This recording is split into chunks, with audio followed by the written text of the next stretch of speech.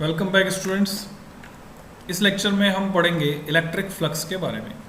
So what do you understand by the term flux?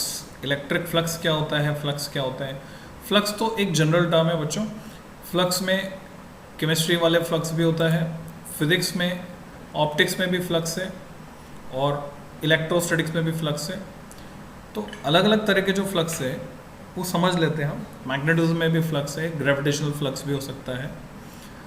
तो flux एक general term है जो लिंक करते हैं हम यहाँ पर फिजिक्स में फील्ड लाइंस के साथ। और केमिस्ट्री में जो फ्लक्स है वो केमिकल कोटिंग को बोलते हैं, जैसे वेल्डिंग इलेक्ट्रोड के ऊपर जो केमिकल कोटिंग होती है, या फिर जब हम सोल्डरिंग करते हैं तो सोल्डरिंग का जॉइंट जो है वो अच्छा बने उसके लिए वहाँ पर एक पीली सी छोटी सी डिब्बी होती है, गोल नीविया क्रीम की डिब्बी जैसी पीले रंग की डिब्बी होती है।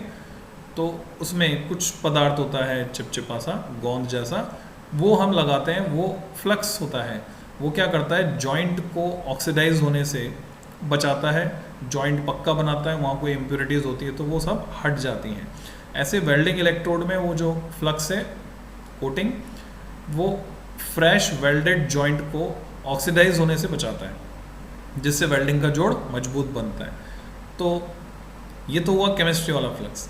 फिजिक्स में फ्लक्स की एक इमेज आपको चाहिए तो ल्यूमिनस फ्लक्स से इस इमेज को आप क्रिएट कर सकते हैं। इमेजिन करो एक बल्ब कहीं जल रहा है, तो बल्ब से जो निकलने वाली रोशनी है, या दूर अंधेरी रात में आप कहीं देख रहे हैं दूर कहीं बल्ब या दिया जल रहा है, तो उससे निकलने वाली रोशनी की एक एक किरण आपको नज़र आती है, जैसे सन रेज। तो एक एक किरण नज़र जो आ रही है, वो जो रेज हैं उनसे बन रहा है ल्यूमिनस फ्लक्स। अगर हम कंसिडर करें उन रेज को जो कि गिवन एरिया के परपेंडिकुलर जा रही हैं, तो ल्यूमिनस फ्लक्स उन नंबर ऑफ रेज के प्रोपोर्शनल होता है। ठीक इसी तरह से अगर आप मैग्नेटिक फील्ड लाइंस इमेजिन कर पा रहे हैं मैग्नेट के आसपास, तो गिवन एरिया, कोई एरिया आपको दिया हुआ है, उससे रिलेटेड जो फ्लक्स होगा वो किसके बराबर होगा? मैग्नेटिक फ्लक्स होगा उन लाइंस के नंबर के प्रोपोर्शनल जो कि उस एरिया से परपेंडिकुलर गुजर रही होंगी। इसी तरह से चार्ज के आसपास जो इलेक्ट्रिक फील्ड आप देख रहे हैं, तो ये इलेक्ट्रिक फील्ड ही बच्चों वास्तव में फ्लक्स बनाता है। तो जितनी electric field lines given area के परपेंडिकुलर जाएंगी, फ्लक्स उतना ही ज़्यादा होगा जितनी ज़्यादा लाइंस जाएंगी। यानी फ्लक्स होगा proportional to number of field lines passing perpendicular to given area. तो इसको हम समझते हैं बच्चों, आर्टिकल 1.10 पेज नंबर 25 पे आप ओपन कर सकते हैं। Consider flow of a liquid with velocity v। Imagine करने को कह रहे हैं जैसे कहीं नदी बह रही है, कोई लिक्विड फ्लो कर रहा है velocity v through a small flat surface ds in a direction normal to the surface. जैसे ये सरफेस है, अब इसके परपेंडिकुलर कोई लिक्विड फ्लो कर जा रहा है। The rate of flow of liquid is given by the volume crossing the area per unit time. किस रेट से वो फ्लो हो रहा है वो कैसे नापेंगे? देखिए यहाँ दोनों टर्म आ रही है बच्चों, वॉल्यूम भी आ रहा है, एरिया भी आ रहा है, तो ध्यान से समझ लीजिए। Rate of flow of liquid is given by the volume crossing the area per unit time. वो वॉल्यूम जो यूनिट टाइम में एरिया को क्रॉस कर रहा है, तो उसको हम किससे दिखाएंगे? v into D S, and represents the flux of liquid flowing across the plane, उसको ये represent करेगा। If the normal to the surface is not parallel to the direction of flow of liquid, that is to v, but makes an angle theta, कुछ angle पर है, मतलब बिल्कुल perpendicular नहीं है, कुछ एंगल पर है, इंक्लाइंड है कुछ एंगल पर, तो हमें तो सिर्फ वो लाइंस लेनी है या वो फ्लो लेना है जो कि परपेंडिकुलर है। तो क्या करना पड़ेगा? कंपोनेंट लेना होगा। The projected area in a plane perpendicular to v, that is v ds cos theta, therefore the flux going out of the surface ds is v dot n cap ds। तो हमने क्या किया, area जो कि scalar treat करते थे class 11 तक, हमने एरिया के साथ वेक्टर, यूनिट वेक्टर एसोसिएट करके एरिया को वेक्टर बना दिया। तो 12th क्लास में यहाँ पे आप देखेंगे कई जगह एरिया को वेक्टर की तरह ट्रीट किया जाएगा। उस सिचुएशन में जब भी आप एरिया को वेक्टर की तरह ट्रीट करेंगे तो डायरेक्शन किधर लेंगे बच्चों? ये एरिया मान लीजिए, तो डायरेक्शन होगी इसके परपेंडिकुलर, इधर भी ले सकते हैं कन्वीनियंस से और इधर भी ले सकते हैं अगर सरफेस फ्लैट है। पर अगर सरफेस कर्व्ड है कॉन्वेक्स तो फिर डायरेक्शन हमेशा कॉन्वेक्स साइड से बाहर की तरफ होगी। ये कन्वेंशन है जो हम फॉलो करते हैं। For the case of electric field we define an analogous quantity and call it electric flux. We should however note that there is no flow of a physically observable quantity like the case of liquid flow, क्योंकि electric field lines दिखाई नहीं देती, magnetic field lines दिखाई नहीं देती, इसलिए ऐसा यहाँ कुछ नहीं होगा।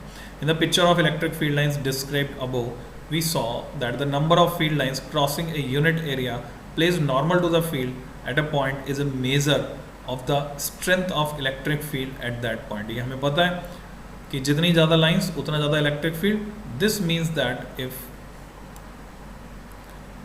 We place a small planar element, जैसे कि इस डायग्राम में आप देख रहे हैं, area delta S normal to E at a point, the number of field lines crossing it is proportional to E delta S.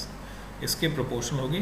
Now suppose we tilt the area, आपने इसको एंगल पर झुका दिया, angle theta, clearly the number of field lines crossing the area element will be smaller, कम हो जाएंगी।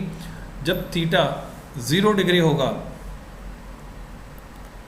Theta कौन सा angle है बच्चों यहाँ पर, जो एरिया वेक्टर बना रहा है with the direction of field. जब थीटा 0 डिग्री होगा तो मैक्सिमम लाइंस जाएंगी, और जब थीटा 90 हो जाएगा तो एक भी लाइन नहीं जाएगी। तो ऐसी कौन सी क्वांटिटी आप पढ़ते हैं जो 90 पर तो 0 हो जाती है और 0 पर मैक्सिमम, तो हम जानते हैं कॉस थीटा होता है।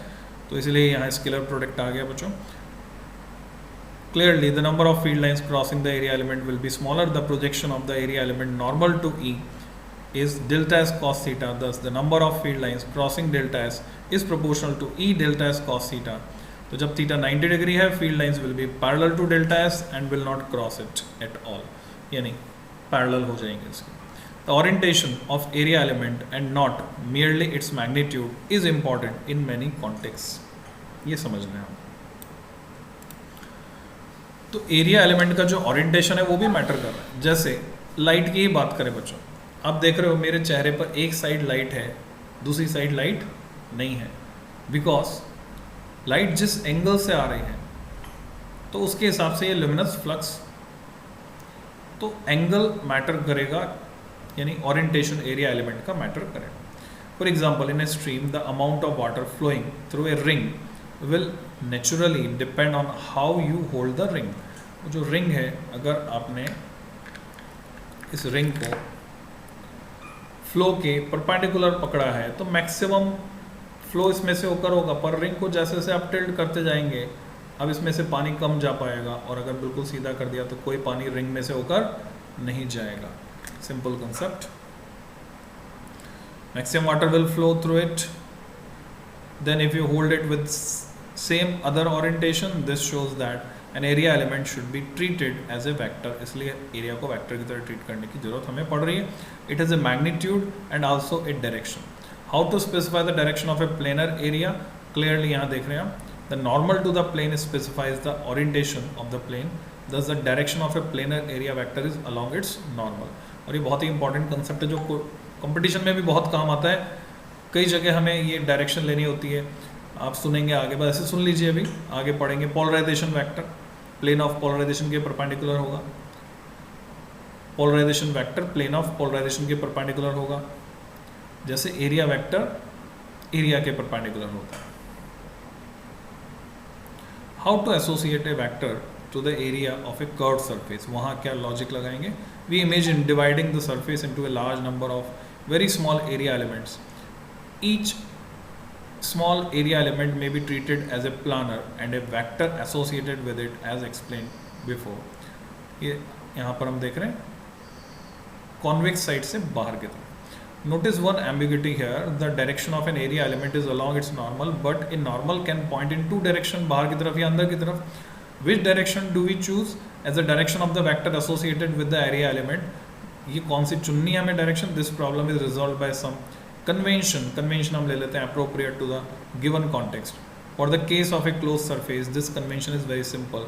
The vector associated with every area element of closed surface is taken to be in the direction of the outward normal, जैसा अभी मैंने आपको बताया था, कॉन्वेक्स साइड से बाहर की तरफ। This is the convention used in figure 1.19। thus the area element, here figure 1.19, thus the area element vector delta s at a point on a closed surface equals delta s into n cap, where delta s is the magnitude of the area element and n cap जो है unit vector है in the direction of outward normal at that point. We now come to the definition. Electric flux delta phi से अगर मैं दिखा रहा हूँ through an area element delta S, तो उसकी मैथमेटिकल डेफिनेशन ये होगी बच्चों, ये प्रोडक्ट हो गया डॉट प्रोडक्ट या scalar product, delta phi equal to E dot delta S, यानी E delta S cos theta. अब यहाँ एक सवाल मैं पूछा करता हूँ, जो बच्चे जो है पढ़ते पढ़ते खो जाते हैं उनसे, क्या इलेक्ट्रिक फ्लक्स स्केलर है या वेक्टर है? तो झोंक झोंक में इनर्शिया मिस्टेक करते बच्चे, बोलते अच्छा डायरेक्शन दिख रही है यहाँ तो वेक्टर है। गलत हो गया जवाब, वेक्टर जैसे बोला आपने। स्केलर प्रोडक्ट हम साफ साफ देख रहे हैं, इसको हम लिखते भी लैंग्वेज में, it is scalar product of electric field with vector area. So electric flux is basically a scalar quantity. E delta S cos theta का फॉर्मूला हो गया। अब अगर पूरी सरफेस के लिए लेना है तो इंटीग्रेट करना होगा, तो उसको हम इंटीग्रेशन वाले फॉर्मेट में लिखेंगे, सीखेंगे अभी आगे। Which is as seen before is proportional to the number of field lines cutting the area element, उसके प्रोपोर्शनल है, प्रोपोर्शनल। यहाँ पे भी इनर्शिया मिस्टेक होती है, बच्चे इक्वल कर देते हैं, या कुछ किताबों में लिखा हुआ इक्वल, उससे कंफ्यूज हो जाते हैं। The angle theta here is the angle between E and delta S for a closed surface with the convention stated already, theta is the angle between E and the outward normal. इन दोनों के बीच का angle है theta. Theta is the angle between E and outward normal to the area element. Notice we could look at the expression E delta S cos theta in two ways, या तो E into delta S cos theta या E cos theta into delta S, दोनों तरह से हम कर सकते हैं।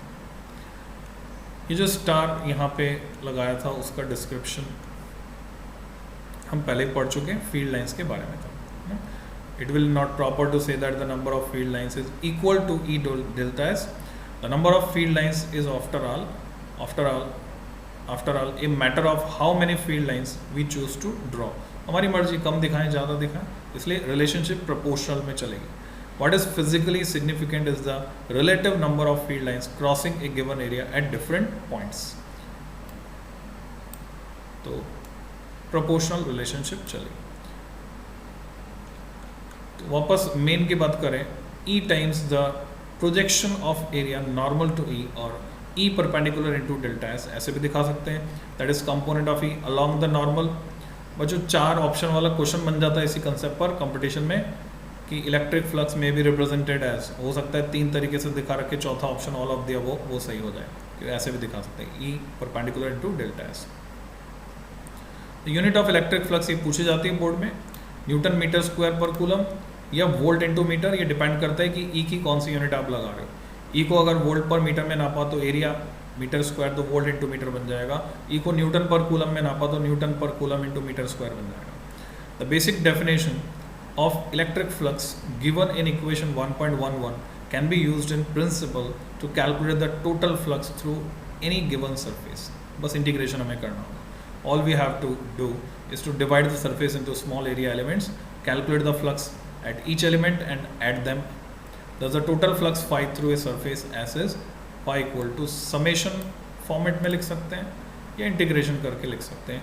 द अप्रॉक्सीमेशन साइन यहाँ पे जो लगाया है is put because the electric field is taken to be constant over the small area element. This is mathematically exact only when you take the limit delta tends to 0, इसलिए यहाँ approximate का sign लगाया, क्योंकि जैसे बड़ा area लेंगे जरूरी नहीं है कि इलेक्ट्रिक फील्ड पूरे के लिए सेम हो।